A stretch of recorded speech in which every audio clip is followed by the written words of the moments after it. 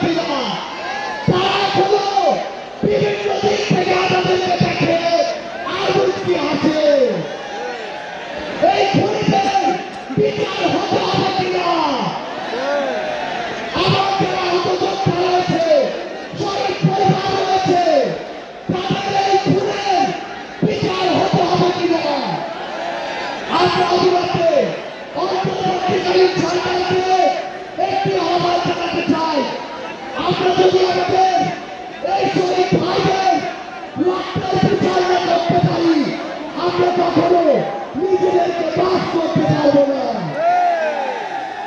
আমরা স্পষ্ট একটি কথা বলতে চাই, অন্তর্বর্তীকালীন সরকার এখনো সেই জায়গায় আটকে আছে, আমাদের সিন্ডিকেটগুলো থাকতে হবে। এখনো কেন আমরা শুনবো এক হাত থেকে আরেক হাতে সিন্ডিকেট দিয়েছে? তাহলে আপনারা আপনাদের জায়গা থেকে কি অ্যাকশন নিচ্ছেন? এক হাত থেকে যদি আরেক হাতে সিন্ডিকেট যায়, তাহলে সেই হাত আপনারা ভেঙে দিচ্ছেন না কেন? আমরা অন্তর্বর্তীকালীন সরকারকে আরেকটি স্পষ্ট আহ্বান জানাতে চাই, সেটি হচ্ছে আমাদের এই বাংলাদেশ সকল দেশের সাথে বন্ধুত্বপূর্ণ পররাষ্ট্রনীতিতে যাবে, কিন্তু সেই বন্ধুত্বপূর্ণ পররাষ্ট্রনীতির সুযোগে কেউ যদি মাথায় উঠে বসে, আমরা তাকে মাথা থেকে মাটিতে ফেলে দিতে বিন্দু বানিয়ে দিতে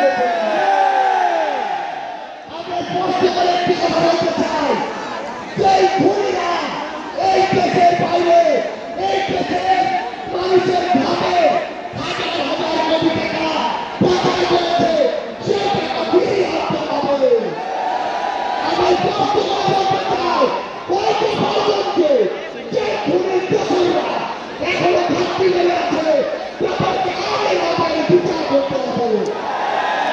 গোপালগঞ্জে এখনো কিভাবে আমাদের এই অভ্যুত্থানে তথ্যাবলী করে ভাবনা হয়, আমরা প্রশাসনকে পুলিশকে স্পষ্ট করে বলতে চাই, পুরো বাংলাদেশে আমাদের এই তথ্যদের প্রকৃতিগত আন্দোলনকারীদের নিরাপত্তা যদি না দিতে পারে, তাহলে এই চেয়ারে কোনো আইনশৃঙ্খলার ভাই ভাইনি বসে থাকার কোনো বিকল্প নেই।